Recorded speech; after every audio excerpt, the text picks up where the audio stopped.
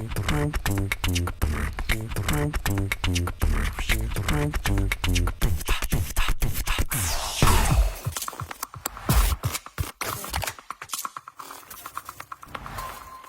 new wave of Black Americans has rocked the city in a new wind of change. Now, trading grits for nyama choma and hash browns for ugali, the script has been flipped as the image of being a foreign investor in Kenya is being redefined right in front of our eyes. Now, joining us live tonight from Nairobi is a South Carolinian currently living in Kenya, Miss KEA Simmons. Now, Keea will shortly give us the scoop on Black American life in Kenya and why she thinks this is the best time for Black investors to relocate to Kenya. Her company, Traverse Culture, has helped Americans relocate, live, and invest in Kenya. They've so far brought over 300 people to Kenya in the past 6 years and successfully relocated their first family in 2022, so we'll be learning more about that shortly. Now, Traverse Culture also hosted a conference in Nairobi last year with over 200 participants and a 12-day tour, which Keea will tell us more about. Now, while in Kenya, Keea has also had the opportunity to meet dignitaries like with the likes of Mau Mau freedom fighter Gitwa Kahengeri. She's also met renowned Pan-African activist PLO Lumumba, and she also got an informal introduction to President William Ruto. She will be talking more about this shortly. And without much further ado, I want to take this opportunity to let Keea introduce herself to the audience. Keea, can you hear us? Yes. Okay. All right. We can hear you loud and clear. Now, while at that, Keea, please tell us more about your middle name, Wakesho, as to me does not have a South Carolinian ring into my ears. So, Keea, the floor is yours. Karibu. Absolutely. Thank you for having me. So my name is Keea, but I do go by Wakesho, especially when I'm here in Kenya. Wakesho was given to me about 12 years ago by my adopted Kenyan family. My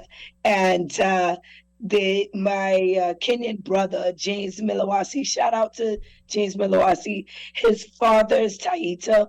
His mother is Lua. And so they gave me Wakesho Akini.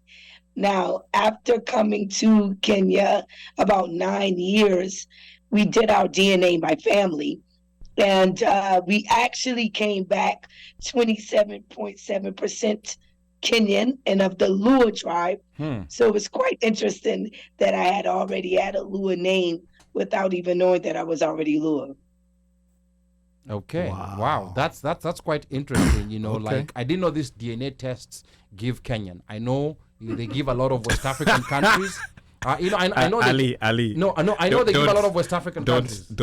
They Okay. give a lot of West African countries. But this is interesting. But you know, like when you study about slavery more, the more you understand that the transatlantic slave trade got people from deeper and deeper in Africa, especially after those at the coast, you know, like were exhausted. You know, they started going deeper and deeper. And then this is something that we can talk about some other time. But to get us warmed up, Keea, I want you to take us back to where it all started in South Carolina. Maybe tell us how old you were when you first learned about Kenya, when you first heard about Kenya, and what were your initial thoughts about Kenya that first time? So, Keea. Absolutely. So to be quite honest, so I'm from Charleston, South Carolina, of the Gullah Geechee culture, and we have a heavy presence of African culture. However, most people contribute it to West Africa. But when you think about the Gullah Geechee or Gullah, the dialect that we speak, a lot of people don't know that it actually is derived from Swahili, but you don't learn that earlier on. So to be quite honest, I didn't know anything about Kenya until I was an adult. And I was about 28 years old when I went to Afghanistan as a civilian government contractor, and I met my first Kenyan. Now, before that, you know, you meet Nigerians and you meet other people around the world.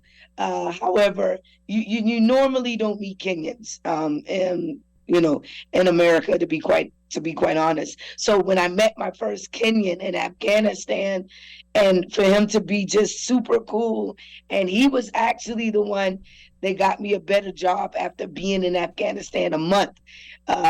He got me probably $30,000 more than I was making before when I got there. And meeting him and just asking him questions about Kenya, I was very intrigued by it. And then also, I did not know where Kenya was on the map. Now you hear about Kwanzaa and things of that nature, but you still don't know Kenya. And after him introducing Kenya to me, I said, you know what? I'm going to Kenya. And he didn't believe me. He didn't believe me at all until 2 weeks later. I told him I bought a ticket and I'm going to Kenya and witness for myself this beautiful country. Okay, and what year was this? This was 2011. Okay, so 2011 was your first trip to Kenya. Yes. Okay. All right. That's very interesting to hear. And I want to welcome the rest of the panel in studio. They're all tuning in. We have DJ Moshfire. Of course, you're hearing his tunes. I'm going to get started here with Mika. Mika is live in studio tonight. Mika, salimia watu. And what do you have to say about what Kia just said, that you don't get to meet Kenyans like that in the U.S.? Mika. It's thank you. And bad people. Sorry. Piga ngoto. Unajua karibu naweza kupiga ngoto. And anyway, I want to say hi to the listeners. Karibuni mafans. La squeeze wetu si mafans. Ni fellow presenters. They're just not audible. Mm-hmm. Yeah. So they are fellow watangazaji. Yeah, they are fellow watangazajis. I will call them the typist watangazajis. How are you doing? I hope you're good, and thank you for joining us today. And jumping onto your question, Ali, I want to agree that with what Ms. Kia said, because when you meet Kenyans here, even when we go back home, there is quite a total different shift on how things are, the culture thing, the cultural aspect of it, how the people carry themselves, the demeanor of the people, the interactions with the people. You come, you get to know that, okay, now here, things will work, but they will work at their pace, not at your pace. Things are going to flow in a certain way that they want to flow. And there are questions you'll be asked that you will not be asked somewhere else, or there's the way the conversation will go, and it's only going to go that way. Mm-hmm. But then another thing that you also get to experience is that true hospitality, like that true Kenyan thing, welcoming culture of it. Okay. That, that when they say the jambo hakuna matata thing of it, you experience it in real time compared to when you hang out with people here, when you meet Kenyans over here. You meet Americans who speak Swahili. Yeah. Okay. All right. And what about you, DJ Moshfire? Like Kia is telling us that you don't get to meet Kenyans like that in the U.S. Is it because we are Kenyans and we're within the community, and that's why we realize that it's not quite easy for an average American to just meet a Kenyan? I think it's because we have a twang.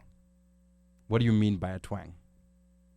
Boss, you don't have a twang? Nah, I've always spoken my Nairobi West accent. Google Bird. Jigga, please. Yeah. Okay, so welcome to the show, Kia. So I think maybe being in South Kakalaki, she probably may not have run into Kenyans. Okay, fair enough. But if she came to the DC area, we are all over. 9 times out of 10, you're going to find a Kenyan somewhere. Whether you're working in the federal government, in the contractor space, you're going to find a Kenyan. Okay. For sure. All right. You didn't say they're not Kenyan. No, she said you don't meet them. You don't get to meet them. She said you don't get to meet them, it's coming from an outside. So I think by that meeting, my conclusion. Okay, yeah, go ahead. So maybe by meeting, does she mean that you don't meet them because they're not there, or you don't? Or she will tell us about or that. They don't, or it's different. Like meeting Kenyans here and meeting Kenyans in Kenya. She'll tell us about that. But Mike, please salimia, like our audience, and tell us 1 minute what you think about what Kia said, that you just don't get to meet Kenyans here. Let me first say karibu sana Warosio, karibu sana. What is Warosio? Wa tomorrow, wa kesho.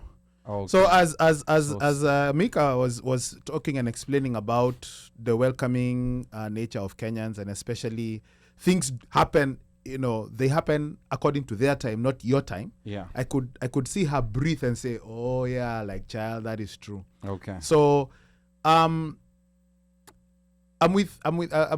I'm with it's you. She may not have met maybe in that space or wherever she is. There are Kenyans in South Carolina, I know, but probably interaction. Very few. Very few. They're very few. But we don't know. We don't know if there are many or whatever. But even the circles with which she was socializing in did not afford her that. Okay. And her first interaction was when she went where? Afghanistan. And that's very interesting because that Yes. Kenyan that KEA met in Afghanistan is a central part in her story. Yes. In her book. She's going to tell us about more because if it wasn't for this guy... Oh, she has a book? a book that she will write. Oh, I haven't seen it yet, but maybe oh. one day she's going to write a book. And in that book, everyone has a book. You've just not written it. So Mjuku has a book. Mjuku, of course, has a book. And it's written in Kimasai.